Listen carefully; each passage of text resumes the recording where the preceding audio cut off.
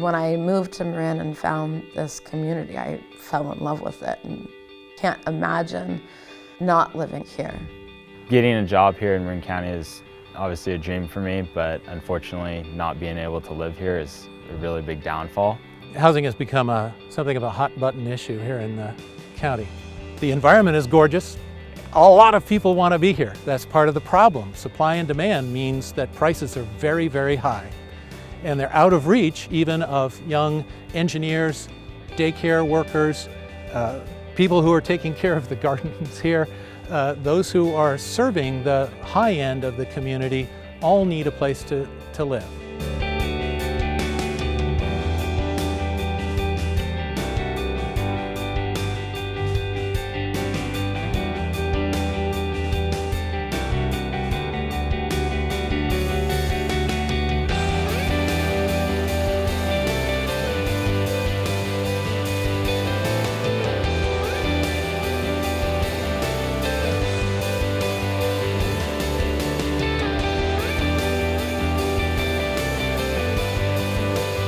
My name is Kevin Sudama. I'm a firefighter with Marin County Fire Department. I currently live in Oakland and I commute to Point Reyes, and it currently takes me about an hour and a half to an hour and 15 minutes depending on traffic.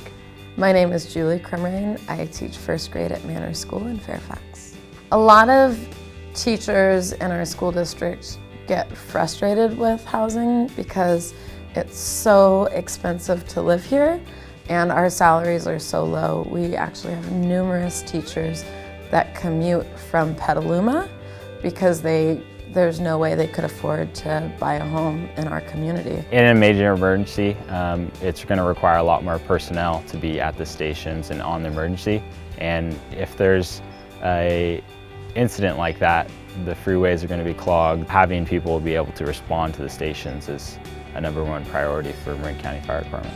Employers know that what every community needs is a balance of housing, a range of housing, and a range of different styles and types of housing so that they can easily hire and gain new workers in their employ. Because if I'm going to hire a young engineer to come into our solar company, they can look at an engineering job in Boulder, Colorado, or in Pasadena, or in Portland, or somewhere else, and if they find the same job paying a competitive wage here, but the housing is twice as much, guess what? We're going to lose for that, the competition for that talented employee. We need diversity of people with different ages, different races, different economic levels. It brings vibrancy to a community, it allows a community to thrive and also to renew itself. If you live in a place where everybody is just like you're like caught in an echo chamber. You never hear any diversity of opinion, you never meet people from a different walk of life.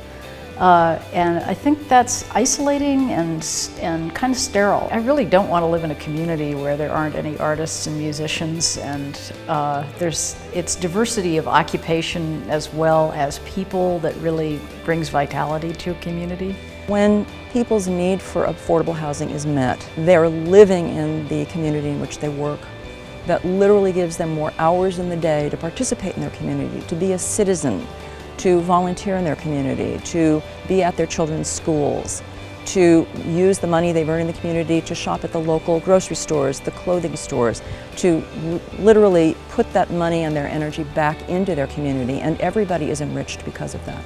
Many of us have moved here because there's an intentionality about the way we approach community and quality of life.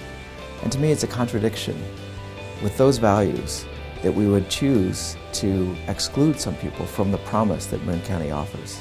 And I think that's just what we're doing when we oppose affordable housing opportunities.